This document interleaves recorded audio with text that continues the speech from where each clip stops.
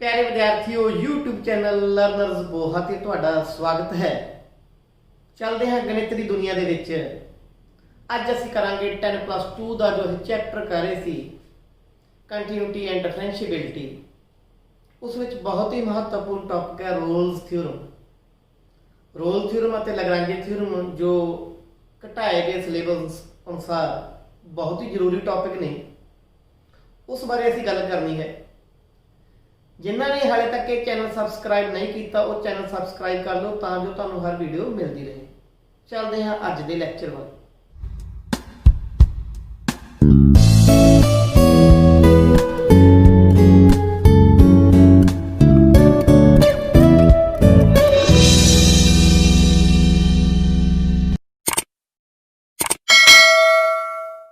बेटा role theorem की गल करनी है। ये खड़ी है डिफरेंशिएबिलिटी है जी उते खड़ी है।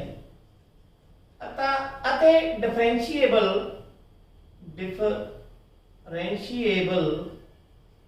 कोई फंक्शन कदों होगा जो उसका derivative exist करूगा।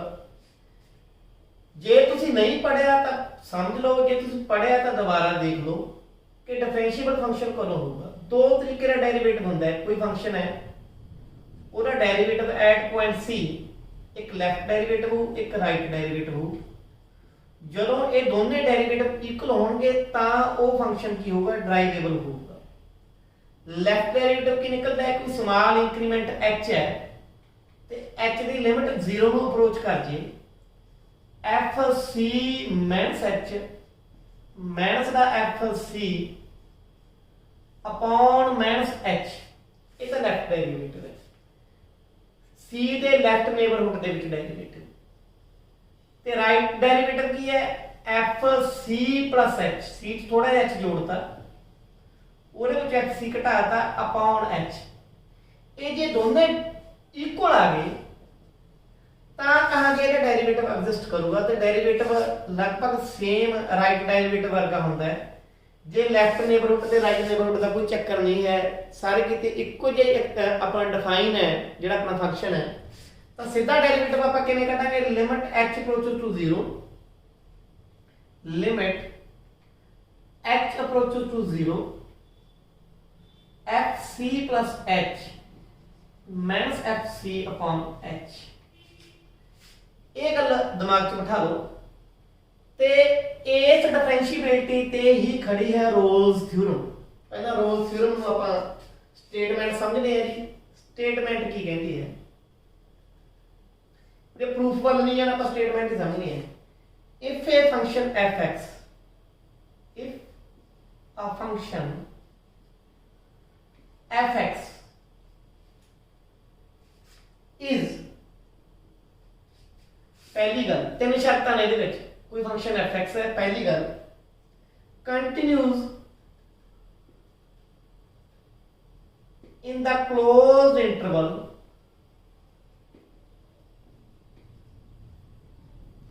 in the closed interval ab।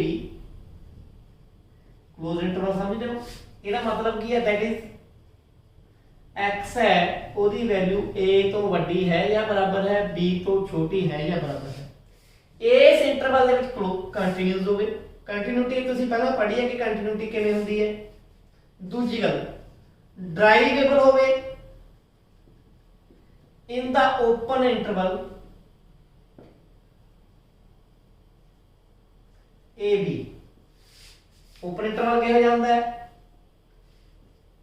Equal के निशान हट जाते हैं, पढ़िया होगा तुसीं।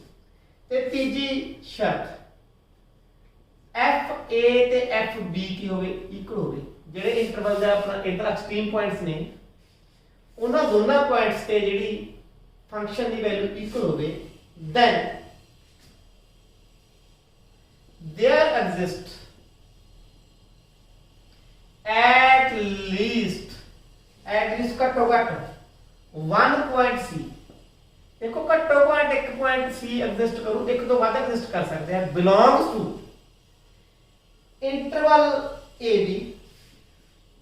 ਇਹਦਾ ਕੀ मतलब है भी सी है ਜਿਹੜਾ a ਤੇ b ਦੇ ਵਿੱਚ ਹੀ ਪਿਆ ਹੋਊਗਾ किते कोई सी एग्जिस्ट करूगा ਜਿਹੜਾ ਓਪਨ ਇੰਟਰਵਲ a b ਦੇ ਵਿੱਚ ਲਾਈ ਕਰਦਾ ਹੋਊਗਾ ਸੱਚ that f dash c is equal to 0। ਕੋਈ ਫੰਕਸ਼ਨ fx ਹੈ, ਉਹ ਤੇ ਤਿੰਨ ਸ਼ਰਤਾਂ ਲੱਗ ਗਿਆ। ਪਹਿਲੀ ਸ਼ਰਤ ਹੈ ਕੰਟੀਨਿਊਟੀ ਦੀ, ਦੂਜੀ ਡਰਾਈਬਿਲਿਟੀ ਦੀ ਐਂਡ ਤੀਜੀ ਐਕਸਟ੍ਰੀਮ ਵੈਲਿਊ ਤੇ ਫੰਕਸ਼ਨ ਦੀ ਵੈਲਿਊ ਇਕੁਅਲ ਹੈ। ਤਾਂ ਆਪਾਂ ਕਹਾਂਗੇ ਕੋਈ ਨਾ ਕੋਈ c ਪੁਆਇੰਟ ਇਸ ਇੰਟਰਵਲ ਦੇ ਵਿੱਚ ਐਗਜ਼ਿਸਟ ਕਰੂਗਾ ਜਿੱਥੇ ਇਸ ਫੰਕਸ਼ਨ ਦਾ ਡੈਰੀਵੇਟਿਵ ਕੀ ਹੋਊਗਾ 0 ਹੋਊਗਾ। ਇਹਨੂੰ ਜਿਓਮੈਟ੍ਰਿਕਲੀ ਆਪਾਂ ਸਮਝਣ ਦੀ ਕੋਸ਼ਿਸ਼ ਕਰਦੇ ਹਾਂ। ਮੰਨ ਲਓ ਕੋਈ ਫੰਕਸ਼ਨ ਆ ਫੰਕਸ਼ਨ ਦਾ ਗ੍ਰਾਫ ਹੈ, ਆ ਪੁਆਇੰਟ a ਹੈ, ਆ ਪੁਆਇੰਟ b ਹੈ। ਇਹ a ਪੁਆਇੰਟ ਤੇ ਜਾ ਕੇ ਵੈਲਿਊ a ਬਣ ਗਈ, ਯਾਨੀ ਇਹ ਕੀ ਹੈ fa ਹੈ। ਸਮਾਲ b ਪੁਆਇੰਟ ਤੇ ਜਾ ਕੇ ਜਦੋਂ x ਐਕਸਿਸ ਸਮਾਲ b ਹੋ ਗਿਆ ਤਾਂ y ਐਕਸਿਸ ਪੁਆਇੰਟ ਕੀ ਬਣ ਗਿਆ b ਬਣ ਗਿਆ, ਯਾਨੀ ਕਿ ਇਹ ਕੀ ਹੋ ਗਿਆ fb ਹੋ ਗਿਆ। ਇਟ ਮੀਨਸ fa ਕੀ ਹੈ a ਹੈ, fb ਕੀ ਹੈ b। ਠੀਕ ਹੈ, ਹੁਣ ਇਸ ਆ ਇਹਦਾ ਕੋਈ ਪੁਆਇੰਟ p ਆਪਾਂ ਇਹਦੀ ਬਾਅਦ ਚ ਗੱਲ ਕਰਦੇ ਹਾਂ। ਆ ਜਿਹੜਾ ਫੰਕਸ਼ਨ ਹੈ ਇਹਨੂੰ ਧਿਆਨ ਨਾਲ ਦੇਖੋ, ਇਹ ਕਿਤੋਂ ਟੁੱਟ ਰਿਹਾ ਗ੍ਰਾਫਿਕਲੀ, ਕਿਤੋਂ ਟੁੱਟਦਾ ਨਹੀਂ ਰਿਹਾ ਗ੍ਰਾਫ। ਇਟ ਮੀਨਸ ਇਹ ਫੰਕਸ਼ਨ ਜਿਹੜਾ a ਤੋਂ b ਕੀ ਹੈ ਕੰਟੀਨਿਊਸ ਹੈ। ਦੂਜੀ ਗੱਲ ਹੁਣ ਇਹਦੀ ਸਲੋਪ ਆਫ ਟੈਂਜੈਂਟ ਹੈ ਜਿਹੜੀ, ਠੀਕ ਹੈ, ਇਹਦੀ ਜਿਹੜੀ ਸਲੋਪ ਆਫ ਟੈਂਜੈਂਟ ਹੈ ਉਹ ਯੂਨੀਕ ਹੈ। ਜਿਹੜੇ ਚਾਹੇ ਇਸ ਪੁਆਇੰਟ ਤੇ ਲੈ ਲਓ, ਜਿਹੜੇ ਮਰਜ਼ੀ ਪੁਆਇੰਟ ਤੇ ਮੰਨ ਲਓ ਇਸ ਪੁਆਇੰਟ ਤੇ ਆਪਾਂ ਟੈਂਜੈਂਟ ਕੱਢਣਾ ਹੈ, ਆ ਬਣ ਜੂ। ਜੇ ਆ ਪੁਆਇੰਟ ਤੇ ਟੈਂਜੈਂਟ ਕੱਢਣਾ ਹੈ, ਆ ਬਣ ਜੂ। ਜਿਹੜੀ ਸਲੋਪ ਆਫ ਟੈਂਜੈਂਟ ਹੈ ਜਦੋਂ ਉਹ ਯੂਨੀਕ ਹੋਵੇ, ਡਰਾਈਬਿਲਿਟੀ ਵਿੱਚ ਆ ਡਰਾਈਬਿਲਿਟੀ ਆਪਾਂ ਪੜ੍ਹੀ ਸੀ ਕਿ ਡਰਾਈਬਿਲਿਟੀ ਕੀ ਹੁੰਦੀ ਹੈ। ਵੈਸੇ ਕੁਝ ਲੈਕਚਰ ਤੁਹਾਡੇ ਕਹਿਣ ਤੇ ਮੈਂ ਸਕਿਪ ਕਰਤੇ, ਪਰ ਜ਼ਰੂਰੀ ਟੌਪਿਕ ਸੀ, ਥੋੜਾ ਜਿਹਾ ਐਂਸ਼ ਦੱਸ ਦਿੰਦਾ। ਕੋਈ ਫੰਕਸ਼ਨ ਡਰਾਈਵੇਬਲ ਹੋਊਗਾ ਜਦੋਂ ਉਸ ਫੰਕਸ਼ਨ ਦੇ ਗ੍ਰਾਫ ਤੇ ਕੋਈ ਮਰਜ਼ੀ ਪੁਆਇੰਟ ਲੈ ਲਈਏ ਤੇ ਉਸ ਪੁਆਇੰਟ ਤੇ ਆਪਾਂ ਸਲੋਪ ਆਫ ਟੈਂਜੈਂਟ ਕੱਢ ਲਈਏ, ਉਹ ਤੇ ਇੱਕੋ ਹੀ ਸਲੋਪ ਆਫ ਟੈਂਜੈਂਟ ਬਣੇ, ਇੱਕ ਤੋਂ ਵੱਧ ਸਲੋਪ ਆਫ ਟੈਂਜੈਂਟ ਨਾ ਬਣੇ। ਤਾਂ ਜਿਹੜਾ ਇਹ ਟੈਂਜੈਂਟ ਡਰਾ ਕਰ ਰਹੇ ਆਪਾਂ, ਜਿਹੜਾ ਟੈਂਜੈਂਟ ਹੈ ਉਹ ਯੂਨੀਕ ਹੋਵੇ। ਟੈਂਜੈਂਟ ਕੀ ਹੋਵੇ ਯੂਨੀਕ ਹੋਵੇ, ਹੋਰ ਟੈਂਜੈਂਟ ਨਾ ਬਣਦਾ ਹੋਵੇ, ਤਾਂ ਆਪਾਂ ਕਹਿੰਦੇ ਆ ਫੰਕਸ਼ਨ ਕੀ ਡਰਾਈਵੇਬਲ ਹੈ। ਤਾਂ ਇਹਦਾ ਜਿਹੜਾ ਟੈਂਜੈਂਟ ਹੈ ਉਹ ਇੱਕੋ ਹੀ ਬਣੂ, ਜਿੱਥੇ ਮਰਜ਼ੀ ਬਣਾ ਲਓ, ਇੱਕ ਤੋਂ ਵੱਧ ਨਹੀਂ ਬਣਦਾ। ਮੰਨ ਲਓ ਐ ਨਹੀਂ ਵੀ ਆਪਾਂ ਐ ਬਣਾ ਲਾਂਗੇ ਐ ਬਣਾ ਲਾਂਗੇ, ਵੱਧ ਨਹੀਂ ਬਣਾ ਸਕਦੇ, ਇੱਕੋ ਹੀ ਟੈਂਜੈਂਟ ਬਣਦਾ ਇਸ ਗ੍ਰਾਫ ਤੇ। ਤਾਂ ਇਹ ਫੰਕਸ਼ਨ ਕੀ ਹੈ ਡਰਾਈਵੇਬਲ ਵੀ ਹੈ, ਓਪਨ ਇੰਟਰਵਲ a ਤੇ b ਦੇ ਵਿੱਚ ਡਰਾਈਵੇਬਲ ਵੀ ਹੈ। ਧਿਆਨ ਨਾਲ ਦੇਖੋ fa ਤੇ fb ਵੀ ਕਿਵੇਂ ਇਕੁਅਲ ਨੇ, ਇਕੁਅਲ ਨੇ। ਹੁਣ ਜੇ ਤਿੰਨੇ ਸ਼ਰਤਾਂ ਲੱਗ ਗਈਆਂ, ਕਹਿੰਦੇ ਇਸ ਗ੍ਰਾਫ ਤੇ ਕੋਈ ਨਾ ਕੋਈ ਪੁਆਇੰਟ ਐਗਜ਼ਿਸਟ ਕਰੂ ਤੇ ਅਨੇਕਾਂ ਪੁਆਇੰਟ ਹੋਣਗੇ। ਇੱਥੇ p1 p2 p3 p4 p ਅਨੇਕਾਂ ਪੁਆਇੰਟ ਹੋਣਗੇ ਗ੍ਰਾਫ ਤੇ। ਕਿਤੇ ਨਾ ਕਿਤੇ ਕੋਈ ਗ੍ਰਾਫ p ਐਗਜ਼ਿਸਟ ਕਰੂਗਾ, ਕਿਤੇ ਨਾ ਕਿਤੇ ਗ੍ਰਾਫ ਤੇ ਕੋਈ ਪੁਆਇੰਟ p ਐਗਜ਼ਿਸਟ ਕਰੂ ਜਿੱਥੇ ਸਲੋਪ ਆਫ ਟੈਂਜੈਂਟ ਆ ਟੈਂਜੈਂਟ ਬਣ ਗਿਆ, ਇਹ ਜਿਹੜਾ ਸਲੋਪ ਹੈ ਉਹ 0 ਹੋ। ਕਹਿੰਦਾ ਭਾਵ ਕੀ ਹੈ ਵੀ tangent parallel to x axis ਹੋ ਜੂ, tangent will be parallel to x axis. ਜਦੋਂ ਟੈਂਜੈਂਟ x ਐਕਸਿਸ ਦੇ ਪੈਰਲਲ ਹੋ ਗਿਆ ਤਾਂ ਉਹਦੀ ਸਲੋਪ ਕੀ ਹੋਗੀ 0 ਹੋਗੀ, ਕਿਉਂਕਿ ਸਲੋਪ ਕੀ ਹੁੰਦੀ ਹੈ, ਸਲੋਪ ਇਹ ਹੁੰਦੀ ਹੈ ਕਿ ਟੈਂਜੈਂਟ x ਐਕਸਿਸ ਨਾਲ ਕੋਣ ਕਿੰਨਾ ਬਣਾ ਰਿਹਾ, ਐਂਗਲ ਕਿੰਨਾ ਬਣਾ ਰਿਹਾ। ਆ ਟੈਂਜੈਂਟ ਆ ਕੋਈ ਮੰਨ ਲਓ, ਆ ਆਪਣਾ ਗ੍ਰਾਫ ਹੈ, ਆ ਟੈਂਜੈਂਟ ਹੈ, ਇਹ x ਐਕਸਿਸ ਨਾਲ ਐਂਗਲ ਕਿੰਨਾ ਬਣਾ ਰਿਹਾ, ਇਹਨੂੰ ਸਲੋਪ ਆਫ ਟੈਂਜੈਂਟ ਕਹਿੰਦੇ। ਟੈਂਜੈਂਟ ਝੁਕੀ ਕਿੰਨੀ ਹੈ, ਜਦੋਂ x ਐਕਸਿਸ ਦੇ ਪੈਰਲਲ ਹੋ ਗਿਆ ਟੈਂਜੈਂਟ ਤਾਂ ਇਹਦੀ ਸਲੋਪ ਕੀ ਹੋ ਜੂਗੀ 0 ਹੋਊਗੀ। ਇਹਦੀ ਸਲੋਪ ਕੀ ਹੋ ਜੂਗੀ 0। ਤੇ ਸਲੋਪ ਆਫ ਟੈਂਜੈਂਟ ਆਪਾਂ ਕਿਵੇਂ ਕੱਢਦੇ ਆ, ਉਹ ਐਪਲੀਕੇਸ਼ਨ ਆਫ ਡੈਰੀਵੇਟਿਵ ਦਾ ਵੈਸੇ ਮਸਲਾ ਹੈ। ਸਲੋਪ ਆਫ ਟੈਂਜੈਂਟ ਆਪਾਂ f ਡੈਸ਼ c ਨਾਲ ਕੱਢਦੇ ਆ। ਕਿਸ ਨਾਲ ਕੱਢਦੇ ਆ, f ਡੈਸ਼ c ਨਾਲ।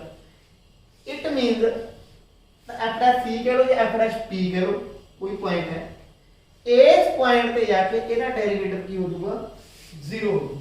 ਇਸ ਪੁਆਇੰਟ ਤੇ ਜਾ ਕੇ ਇਹਦਾ ਡੈਰੀਵੇਟਿਵ ਕੀ ਹੋ ਜੂ 0 ਹੋਊ।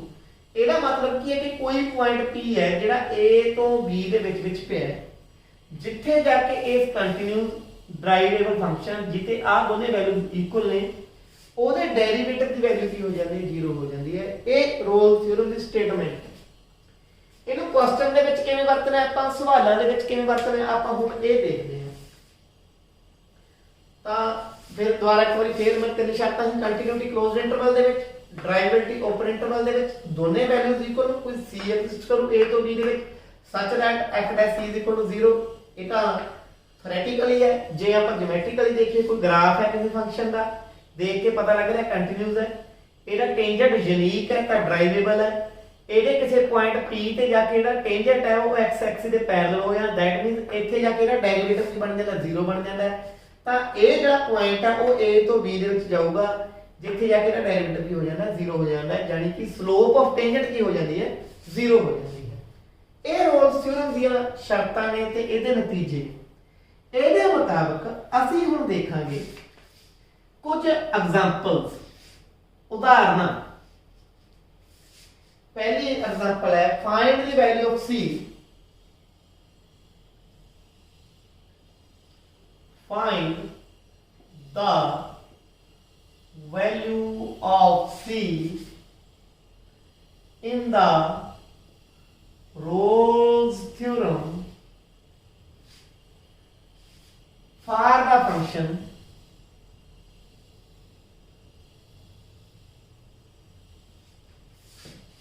fx is equal to x cube minus 3x in interval minus under 3 to 0। Uh interval की गल है, आ a है, आ b है, आ फंक्शन है। हुण तीन शर्तां देखते हैं। पहली शर्तां की ने, हुण आ एक पॉलीनोमियल है ते पॉलीनोमियल की है fx is equal to x cube minus 3x is a polynomial। ਜਿਹੜਾ ਪੋਲੀਨੋਮੀਅਲ ਹੁੰਦਾ ਹੈ and polynomial is continuous everywhere.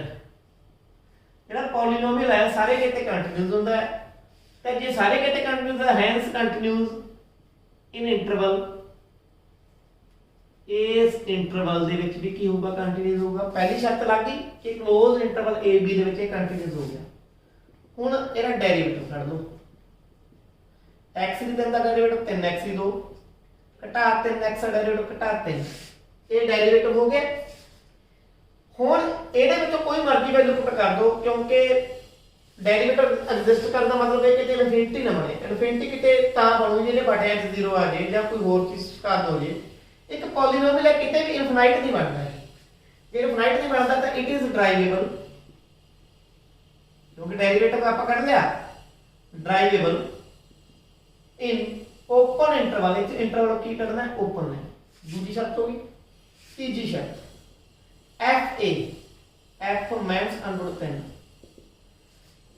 Minus under 3 का क्यूब घटा 3 गुना माइनस अंडर 3 माइनस का क्यूब माइनस ए आ गया 3 under 3 minus minus plus 3 under 3 cube का 0 हो गया। एफ 0 0 माइनस 0 की होगा 0 हो गया। It mean f minus under 3 is equal to f 0, f b is equal to f a। all three conditions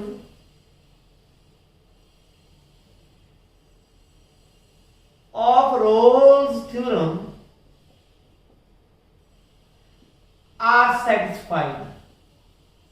जिन्नियां भी तीन कंडीशन सी गया रोल थ्योरम जो सैटिस्फाई हो गया। इट मीन आज value that there exist some c belongs to open interval minus under 3 to 0। इस interval ਦੇ ਵਿੱਚ ਕੋਈ c एग्जिस्ट करूगा such that f dash c is equal to 0। ਹੁਣ f dash c ਕੀ ਬਣ ਜਾਊਗਾ f dash c ਆ f dash x ਹੈ ਇਹ ਬਣ ਜੂ 3c square minus 3 is equal to 0। 3c square is equal to 3, c square is equal to 1।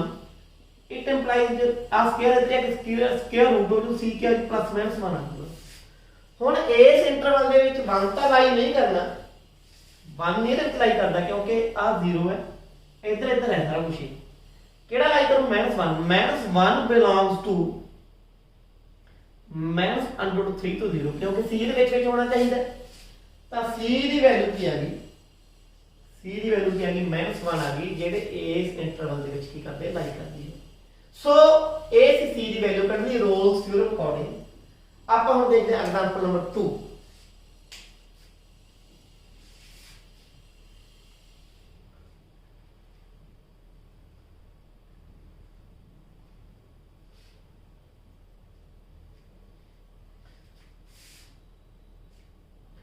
discuss the applicability of example number 2.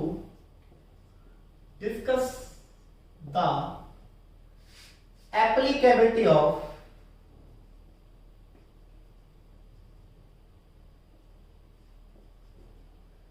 Rolle's theorem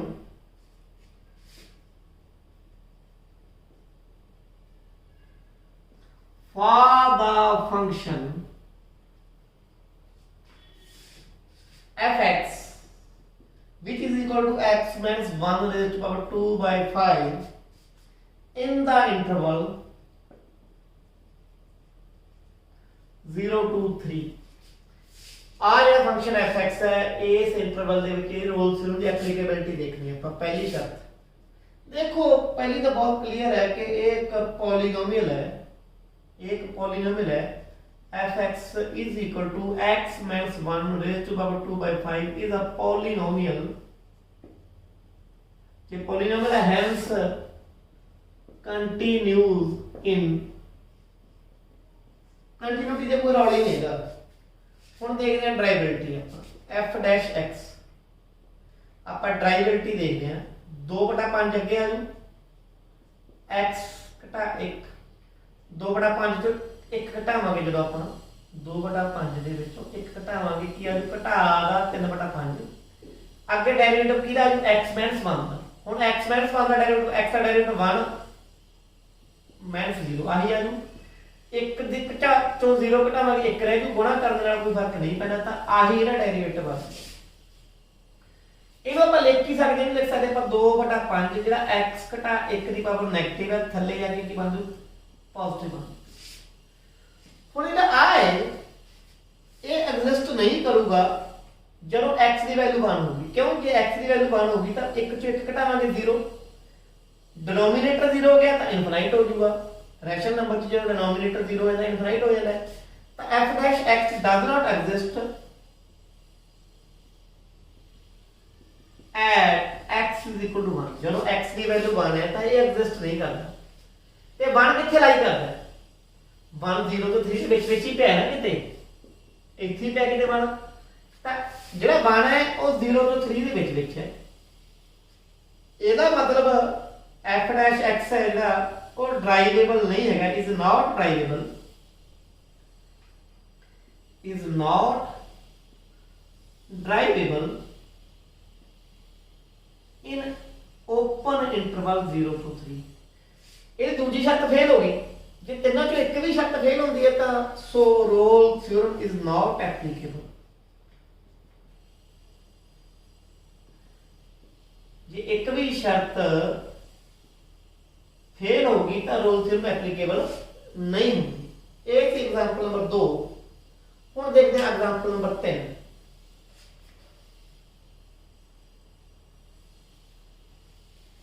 her example तरह की लाऊंगा जो तुहानू गल समझ आई जाए। मैं रिपीट गल घट करूँ पर एग्जांपल हरेक ध्यान नाल देखियो। एफ एक्स है एक्स इंटू एक्स घटा 1 इंटू एक्स घटा 2 आ फंक्शन है। प्रूव के ये रोल थ्योरम दी जे शर्तां ने कंडीशनस ने उहनू सैटिस्फाई करदा। पहली गल ते देयर आर मोर दैन 1 सी कहंदे कोई इंटरवल दिता अपन ओपन इंटरवल 0 to 2 और क्लोज इंटरवल आ इंटरवल देता है। कह रहे there are more than 1 C C the value एक तो ਵੱਧ ਨੇ क्योंकि अपन कहते हैं एट लीस्ट 1 सी हो जो रोल थ्योरम एप्लीकेबल होवे। कहते थे एक नहीं एक तो ज्यादा ने, एक तो ज्यादा तो हो ही सकदियां ने ना, ਤਾਂ एक तो ज्यादा सी ने ਜਦੋਂ कि f डैश सी के 0 है ਤਾਂ c पता करने तो ਕਿਹੜੇ ਨੇ। ਪਹਿਲਾਂ ਤਾਂ ਆਪਾਂ ਦੇਖੋ ਰੋਲ ਥਿਊਰਮ ਐਪਲੀਕੇਬਲ ਹੈਗੀ ਹੈ ਕਿ ਨਹੀਂ ਹੈਗੀ। fx ਕੀ ਬਣਦਾ, ਇਹਨੂੰ ਤਿੰਨਾਂ ਨੂੰ ਜਦੋਂ ਤੁਸੀਂ ਗੁਣਾ ਕਰੋਗੇ ਇਹ ਬਣ ਜੂ x ਦੀ 3 ਘਟਾ 3x ਦੀ 2 plus 2x ਗੁਣਾ ਤੁਹਾਨੂੰ ਕਰਨੀ ਹੋਊਗੀ। ਇਹ ਕੀ ਇੱਕ ਪੋਲੀਨੋਮੀਅਲ ਹੈ, ਲਿਖ ਲਓਗੇ। ਸੋ ਇਹ ਕੰਟੀਨਿਊਸ ਹੈ, ਪਹਿਲੀ ਸ਼ਰਤ ਪੂਰੀ ਹੋਊਗੀ। ਹੁਣ ਕੱਢ ਲਿਆ ਡੈਰੀਵੇਟਿਵ 3x ਦੀ 2 ਘਟਾ 3 2 6x plus 2 ਇੱਕ ਪੋਲੀਨੋਮੀਅਲ ਹੈ। ਇਹ ਕਿਤੇ ਵੀ ਇਨਫਾਈਨਾਈਟ ਨਹੀਂ ਬਣਦਾ। ओपन इंटरवल 0 to 2 ਦੇ ਵਿੱਚ ਆ ਡਰਾਈਵ ਕੰਟੀਨਿਊਟੀ ਕਲੋਜ਼ ਦੇ ਵਿੱਚ ਸੀ, ਆ ਗੱਲ ਪੱਕੀ ਹੈ। ਇਹ ਓਪਨ ਚ ਹੈ ਤਾਂ ਇਹ ਡਰਾਈਵੇਬਲ ਵੀ ਹੈ। ਦੇਖੋ ਇਹ ਗੱਲਾਂ ਨੂੰ ਸਮਝਾਉਣੀ ਬੜੀ ਵੱਡੀ ਗੱਲ ਨਹੀਂ। ਤੀਜੀ f 0 ਕੱਢ ਲੈ ਉਹ ਵੀ 0 ਆਊਗਾ, F2 ਕੱਢ ਦੋ, ਉਹ ਵੀ 0 ਹੋਊਗਾ। ਤਾਂ F0 ਤੇ F2 ਇਕੁਅਲ ਨੇ। ਇਟ ਮੀਨਸ ਰੋਲ ਥਿਓਰਮ ਦੀਆਂ ਤਿੰਨੇ ਕੰਡੀਸ਼ਨਸ ਐਪਲੀਕੇਬਲ ਹੋ ਗਈਆਂ।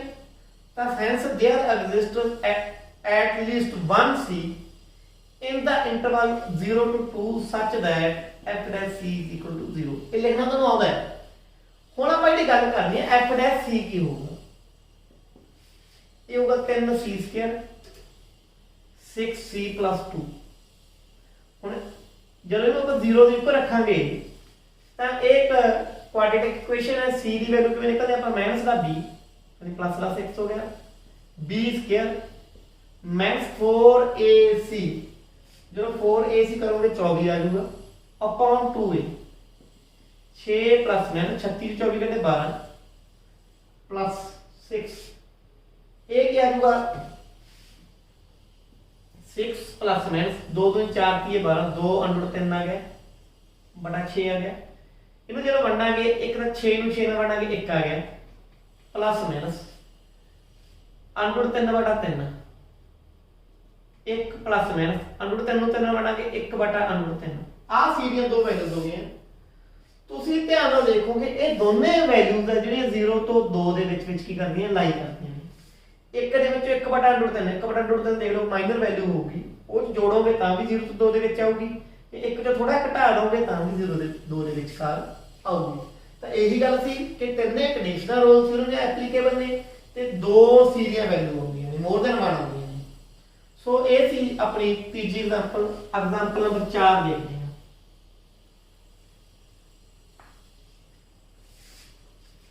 Verify Rolle theorem for the function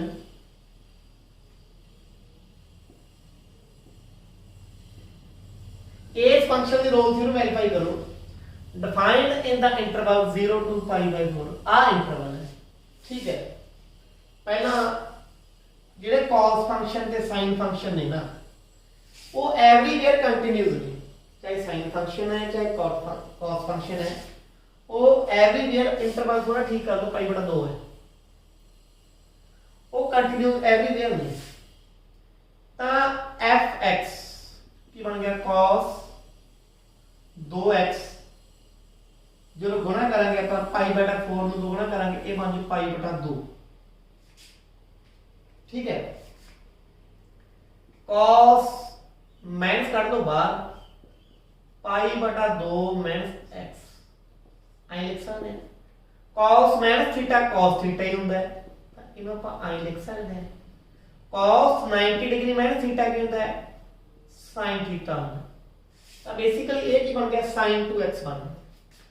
हुन sin function they cos function is continuous everywhere. fx is a sin function,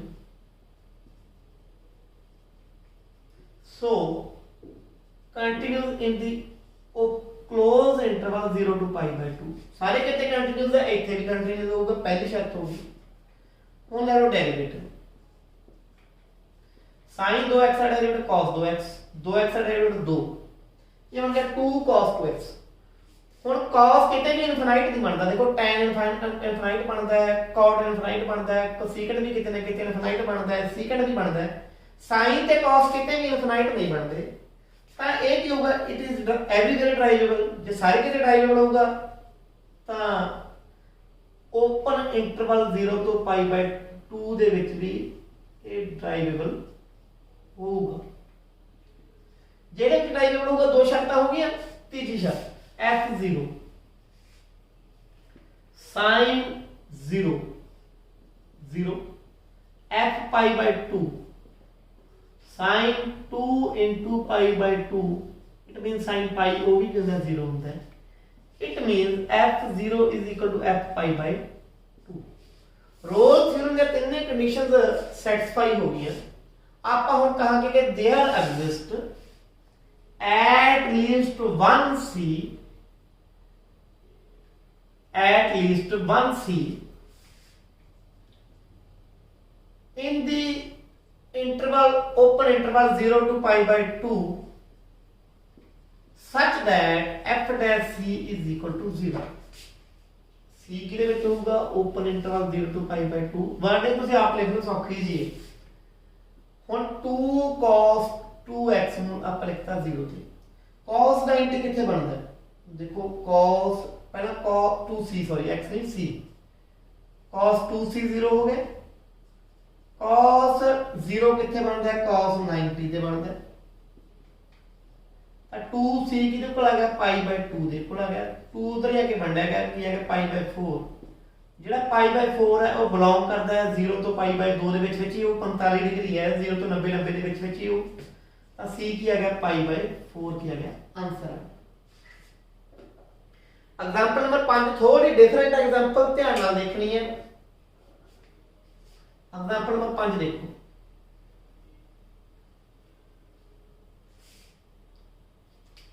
discuss the applicability of Rolle's theorem for the function केड़ा है x square plus 1 है when x ਦੀ value 0 to 1 ਦੇ ਵਿੱਚ ਹੈ ਠੀਕ ਹੈ 3 minus x ਹੈ when x ਦੀ ਵੈਲਿਊ 1 ਤੋਂ ਤਾਂ ਵੱਡੀ ਹੈ but less than equal to 2 ਹੈ ਹੁਣ ਧਿਆਨ ਦੇਖੋ ਇੰਟਰਵਲ ਕਿਹੜੇ ਦੀ ਗੱਲ ਹੋ ਰਹੀ ਹੈ 0 ਤੋਂ ਚੱਲਦੇ ਕਿੱਥੇ ਪਹੁੰਚ ਗਏ 2 ਦੇ ਤੇ ਪਹੁੰਚ ਗਏ ਆ ਇੰਟਰਵਲ ਦੀ ਆਪਣੀ ਗੱਲ ਹੋ ਰਹੀ ਹੈ ਤਾਂ we will discuss the applicability of Rolle's theorem in closed interval 0 to 2 ਇਹ ਤੁਸੀਂ ਲਿਖਣਾ ਹੈ we will discuss the applicability of Rolle's theorem in the closed interval 0 to 2 ਤਾਂ a ਕੀ ਹੋ ਗਿਆ 0 ਹੋ ਗਿਆ b ਕੀ ਹੋ ਗਿਆ 2 ਹੋ ਗਿਆ ਤੇ f0 ਕੀ ਹੋਊਗਾ 0 ਵੇਲੇ ਫੰਕਸ਼ਨ ਕਿਹੜਾ ਹੈ 0 plus 1 ਕੀ ਹੋ ਗਿਆ 1 ਹੋ ਗਿਆ f2 ਆ ਫੰਕਸ਼ਨ ਆ ਗਿਆ 3 minus 2 ਆ ਦੋਨੇ ਦੇ ਇਕੁਅਲ ਨੇ f0 ਤੇ f2 ਜਿਹੜੀ ਤੀਜੀ ਕੰਡੀਸ਼ਨ ਹੈ ਉਹ ਤਾਂ ਆਪਣੀ ਇਕੁਅਲ ਹੈ ਯਾਨੀ ਐਪਲੀਕੇਬਲ ਹੈ ਪਹਿਲੀ ਕੰਡੀਸ਼ਨ ਦੇਖਦੇ ਆਪਾਂ ਹੁਣ ਪਹਿਲੀ ਕੰਡੀਸ਼ਨ ਦੇਖਣ ਲਈ ਆਪਾਂ ਕੀ ਦੇਖਾਂਗੇ ਇਹਦੀ ਕੰਟੀਨਿਊਟੀ ਤੇ ਡਰਾਈਵਿਲਿਟੀ ਚਾਹੇ ਪਹਿਲੀ ਦੇਖ ਲਓ ਚਾਹੇ ਦੂਜੀ ਦੇਖ ਲਓ ਪਹਿਲਾਂ ਆਪਾਂ ਕੰਟੀਨਿਊਟੀ ਦੀ ਗੱਲ ਕਰਾਂਗੇ ਤਾਂ ਆਪਾਂ ਲੈਫਟ ਲਿਮਿਟ ਚੈੱਕ ਕਰਾਂਗੇ ਕਿੱਥੇ ਜਾ ਕੇ ਬਣਦੀ ਦੇਖੋ 0 ਤੋਂ 1 ਤਾਂ ਆਹੀ ਫੰਕਸ਼ਨ ਲੱਗ ਜੂ 1 ਤੋਂ 2 ਇਹ ਲੱਗ ਜੂ ਆਪਾਂ ਲੈਫਟ ਕੰਟੀਨਿਊਟੀ ਚੈੱਕ ਕਰਾਂਗੇ ਤੇ ਰਾਈਟ ਕੰਟੀਨਿਊਟੀ ਐਟ 1 ਯਾਨੀ limit x approach to 1 negative limit x approach to 1 positive ਇਹ ਤਾਂ ਕੰਟੀਨਿਊਟੀ ਚੈੱਕ ਕਰਨਾ ਹੈ ਇੱਕ ਹੁੰਦਾ ਡੈਰੀਵੇਟਿਵ ਇੱਕ ਕੀ ਹੁੰਦਾ ਹੈ ਡੈਰੀਵੇਟਿਵ ਵੀ 1 ਨੈਗੇਟਿਵ ਅਲੱਗ ਹੋਊਗਾ 1 ਪੋਜ਼ਿਟਿਵ ਅਲੱਗ ਹੋਊਗਾ ਆਪਾਂ ਪਹਿਲਾਂ ਡੈਰੀਵੇਟਿਵ ਦੇਖਦੇ ਹਾਂ ਕੰਟੀਨਿਊਟੀ ਤਾਂ ਆਉਂਦੀ ਹੈ मैं ਡਰਾਈਵਿਲਿਟੀ ਜਾਣਬੁੱਝ ਕੇ ਦੇਖ ਰਿਹਾ ਕਿਉਂਕਿ ਡਰਾਈਵਿਲਿਟੀ ਤੁਹਾਨੂੰ ਪੜਾਈ ਨਹੀਂ ਸੀ ਮੈਂ ਤੁਹਾਨੂੰ ਮੈਂ ਦੱਸਦੇ ਸੀ ਕਿ ਲੈਫਟ ਡੈਰੀਵੇਟਿਵ ਐਟ c ਕੀ ਹੁੰਦਾ ਹੈ ਇਹ ਹੁੰਦਾ limit h approaching to 0 fc minus h यानी 1 minus h minus f1 upon minus h limit h approaching to 0 ਹੁਣ 1 minus h ਲਈ 1 ਚੋਂ h minus हो गया 1 तो थोड़ा छोटा हो गया आ फंक्शन लग जूगा ये कह दूं 1 minus h का स्क्वायर यानी x का स्क्वायर प्लस 1 ਲਈ फंक्शन केड़ा लगू 1 ਲਈ भी आई लगूगा 1 स्क्वायर प्लस 1 2 हो गया upon minus h limit h approach to 0 एक का स्क्वायर x स्क्वायर घटा 2h plus 2 sorry plus 1 minus 2 बटा minus h limit h approach to 0 आ कटेंगे h कॉमन आ जाएगा h minus 2 upon minus h आ भी कटेगा माइनस एक रहेगा थल्ले उत्ते बन गया limit h approach to 0 2 minus h h ਨੂੰ ਜਦੋਂ 0 ਪੁੱਟ ਕਰਾਂਗੇ ਕੀ ਆ ਜੂ 2 ਆ ਜਾਊਗਾ ਤਾਂ ਲੈਫਟ ਡੈਰੀਵੇਟਿਵ at 1 2 आ गया ਹੁਣ ਆਪਾਂ ਕਰਦੇ ਹਾਂ right derivative at 1 right derivative at 1 ਇਹ ਦੋ ਅਲੱਗ-ਅਲੱਗ ਕਿਉਂ ਕੱਢਨੇ ਪੈ ਗਏ ਕਿਉਂਕਿ ਇੱਕ ਤੋਂ ਛੋਟੇ ਲਈ ਫੰਕਸ਼ਨ ਹੋਰ ਸੀ ਇੱਕ ਤੋਂ ਵੱਡੇ ਲਈ ਆਹ ਪੁਆਇੰਟ ਡਿਸਕਸ ਕਰਨਾ ਜ਼ਰੂਰੀ ਹੈ ਹੁਣ right derivative at 1 limit h approach to 0 ਠੀਕ ਹੈ f1 plus h minus f1 upon h। ਹੁਣ ਬਸ ਇੱਕੋ ਹੀ ਗੱਲ ਧਿਆਨ ਦੇਣੀ ਹੈ ਕਿ ਤੇ ਫੰਕਸ਼ਨ 1 plus h ਤੇ ਕਿਹੜਾ ਲੱਗੂ। ਇੱਕ ਤੋਂ h ਜੁੜ ਗਿਆ, ਇੱਕ ਤੋਂ ਵੱਡਾ ਹੋ ਗਿਆ ਤਾਂ ਕਿਹੜਾ ਫੰਕਸ਼ਨ ਲੱਗ ਜੂਗਾ, ਲੱਗ ਜੂ 3 minus 1 plus h। x ਦੀ ਵੈਲਿਊ ਕੀ ਆ ਗਈ 1 plus h ਆ ਗਈ। f1 ਆਪਾਂ ਪਹਿਲੀ ਕੱਢਿਆ ਸੀ ਕਿ 2 ਹੈ upon h, limit h goes to 0, तेरे जो कटा 2 कटा h कटा 2 बटा h, दो ना दो कैंसिल, कटा h बटा h किया गया, कटा आधा 1 आ गया। लेफ्ट डेरिवेटिव 2 आया, right derivative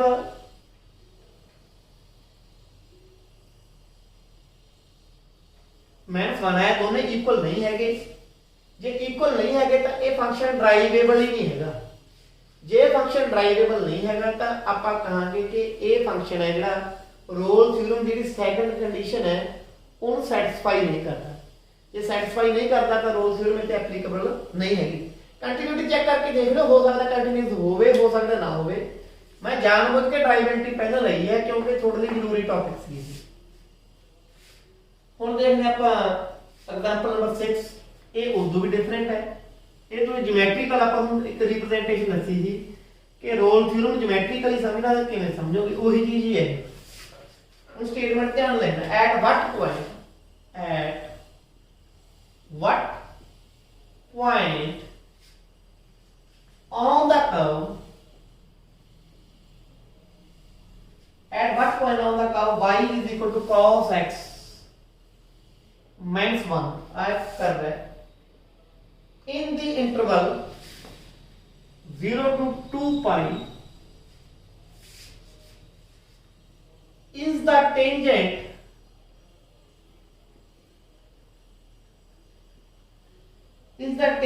parallel to x axis। ਹੁਣ ਗੱਲ ਯਾਦ ਆ ਗਈ, x axis ਦੇ ਪੈਰਲਲ ਕਦੋਂ ਹੁੰਦਾ ਸੀਗਾ, ਜਦੋਂ ਕਿਸੇ ਖਾਸ ਪੁਆਇੰਟ ਤੇ ਜਦੋਂ ਡੈਰੀਵੇਟਿਵ ਬਣ ਜੇ 0 ਬਣ ਜੇ ਤੇ ਉਹ ਪੁਆਇੰਟ ਕਰੋ ਐਗਜ਼ਿਸਟ ਕਰਦੇ ਜਦੋਂ ਰੋਲ ਥਿਊਰਮ ਐਪਲੀਕੇਬਲ ਹੋਵੇ। ਤੇ ਰੋਲ ਥਿਊਰਮ ਐਪਲੀਕੇਬਲ ਕਦੋਂ ਹੋਊਗੀ, ਜਦੋਂ ਇਹ ਤਿੰਨੇ ਕੰਡੀਸ਼ਨਾਂ ਸੈਟੀਸਫਾਈ ਕਰੂ ਇਹ ਫੰਕਸ਼ਨ। ਤਾਂ ਆਪਾਂ ਲਿਖਾਂਗੇ fx ਹੈਗੇ, ਦੇਖੋ cos x ਕੰਟੀਨਿਊਸ ਹੈ, ਉਹਦੇ ਵਿੱਚ 1 ਮਾਈਨਸ ਕਰ ਦਾਂਗੇ ਤਾਂ ਵੀ ਕਿਤੇ ਵੀ ਇਨਫਾਈਨਾਈਟ ਰੇ ਨਹੀਂ ਬਣੂਗਾ, ਤਾਂ ਵੀ ਕੰਟੀਨਿਊਸ ਹੀ ਰਹੂਗਾ। ਤਾਂ ਕਲੀਅਰਲੀ fx ਇਹਦੀ ਨਾ ਕੰਟੀਨਿਊਟੀ ਚੈੱਕ ਕਰਨ ਦੀ ਲੋੜ ਨਹੀਂ, ਬਸ ਜਿਹੜਾ ਇਹ ਫੰਕਸ਼ਨ ਹੈ ਉਹ ਕੰਟੀਨਿਊਸ ਹੈ। ਇਹਦਾ ਰੀਜ਼ਨ ਲਿਖ ਦਾਂਗੇ ਆਪਾਂ। रीजन की लिखेंगे cos x and constant function, ਜਿਹੜਾ cos x है एंड कांस्टेंट फंक्शन है, आ कांस्टेंट ही है ना, ਕਿਹੜਾ ਭਲਾ ਬਣ ਹੈ ਜਿਹੜਾ are continuous everywhere.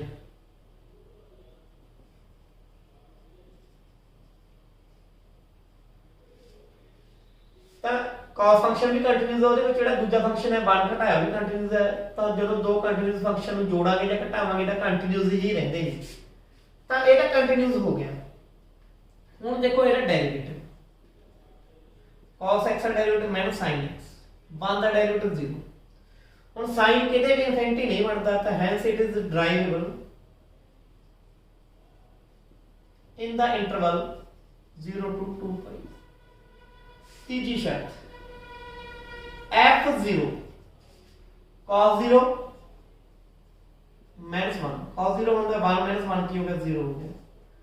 f2 pi cos 2 pi - 1, cos 2 pi का 1 - 1 की हो गया 0 हो गया। तो f0 ते f2 pi की आ गई इक्वल आ गई। आप all the conditions of Rolle's theorem are satisfied, hence there exists at least one c belongs to open interval 0 to 2 pi such that f dash c is equal to 0 and f dash c की है man sin c is equal to 0, it means sin c is equal to 0। और sin c 0 कितने बनूंगा, sin c 0 कितने बनूंगा, c 0 ਤੇ ਬਣ ਸਕਦਾ ਹੈ,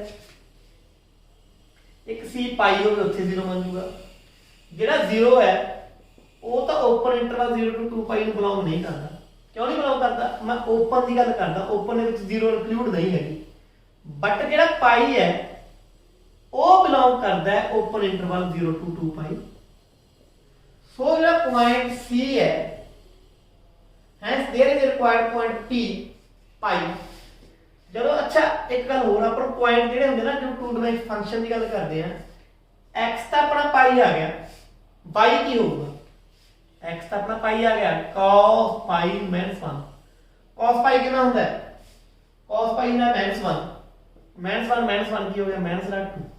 तो आ पॉइंट है पाई माइनस 2, ਇੱਥੇ ਜਾ ਕੇ ਜਿਹੜੀ ਸਲੋਪ ਆਫ ਟੈਂਜੈਂਟ ਹੈ, ਕਿਉਂਕਿ ਆਪਾਂ ਜੇ ਜਿਓਮੈਟਰੀ ਦੀ ਗੱਲ ਕਰਦੇ ਹਾਂ ਨਾ, ਆਪਾਂ ਪੁਆਇੰਟ x ਅਬਸੀਸਾ ਦੇ ਆਰਡੀਨੇਟ ਦੋਨੇ ਦੇਣੇ ਪੈਣਗੇ। ਤਾਂ ਜਿਹੜਾ ਆ ਪੁਆਇੰਟ ਹੈ ਇੱਥੇ ਜਾ ਕੇ ਜਿਹੜੀ ਸਲੋਪ ਆਫ ਟੈਂਜੈਂਟ ਹੈ ਉਹ 0 ਹੋ ਜੂ, ਜਾਂ ਆਪਾਂ ਕਹਿੰਦੇ tangent parallel to x axis ਹੋ ਜੂ। ਸੋ ਇਹ ਸੀ ਆਪਣੀ ਬਹੁਤ ਹੀ ਇੰਪੋਰਟੈਂਟ ਐਗਜ਼ਾਮਪਲ। एक छोटी एग्जांपल होर करांगे, ਉਹਨੂੰ ਮੈਂ ਜ਼ਿਆਦਾ ਡਿਟੇਲ ਚ ਨਹੀਂ ਜਾਣਾ, ਥੋੜੀ ਜਲਦੀ ਨਾਲ ਦੱਸੂਗਾ ਕਿ ਚੀਜ਼ ਕੀ ਹੈ।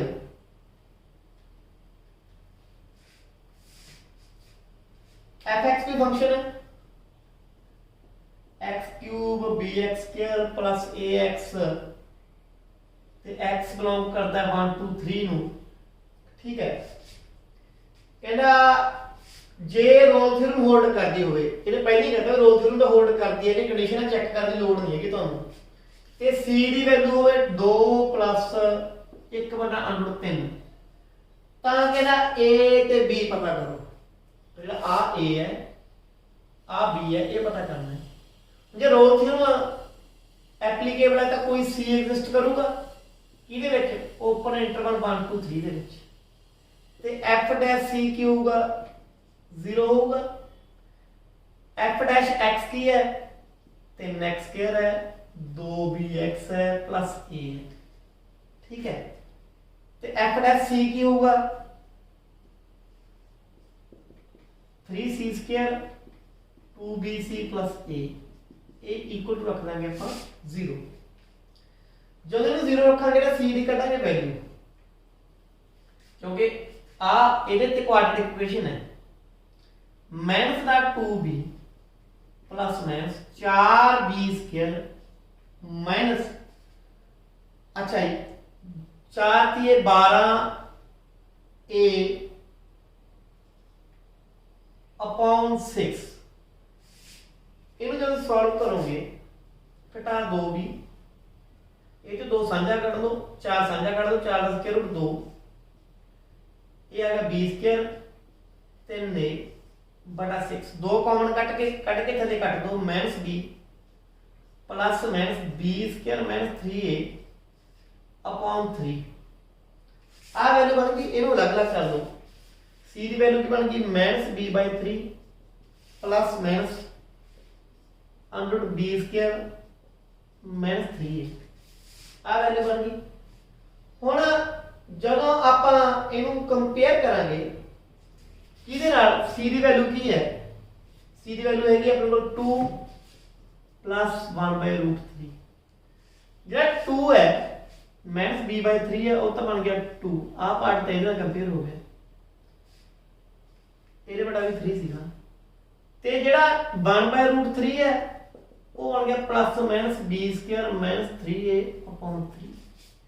ਇਹਦੇ ਵਿੱਚੋਂ ਤੁਸੀਂ ਪਹਿਲਾਂ b ਦੀ ਵੈਲਿਊ ਕੱਢੋਗੇ, b ਦੀ ਵੈਲਿਊ ਇੱਥੇ ਪੁੱਟ ਕਰਕੇ ਕਾਹਦੀ ਵੈਲਿਊ ਕੱਢ ਲਓਗੇ? a ਦੀ ਵੈਲਿਊ ਕੱਢ ਲਓਗੇ। ਇਸ ਤਰੀਕੇ ਰੋਲ ਥਿਊਰਮ ਦਾ ਕੋਈ ਵੀ ਕੁਐਸਚਨ ਤੁਹਾਡੇ ਅੱਗੇ ਅੜੂਗਾ ਨਹੀਂ, ਬਹੁਤ ਸੌਖੇ ਜਿਹੇ ਕੁਐਸਚਨ ਨੇ ਤੇ ਬਹੁਤ ਸ਼ਾਰਟ ਨੰਬਰ ਨੇ। ਰੋਲ ਤੇ ਲੈਗਰਾਂਜੇ ਦੇ ਵਿੱਚੋਂ ਇੱਕ ਕੁਐਸਚਨ ਆਉਣੀ ਆਉਣਾ, ਰੋਲ ਤੇ ਕਰ ਲਈ, ਲੈਗਰਾਂਜੇ ਆਪਾਂ ਜਲਦੀ ਕਰਾਂਗੇ। ਧੰਨਵਾਦ।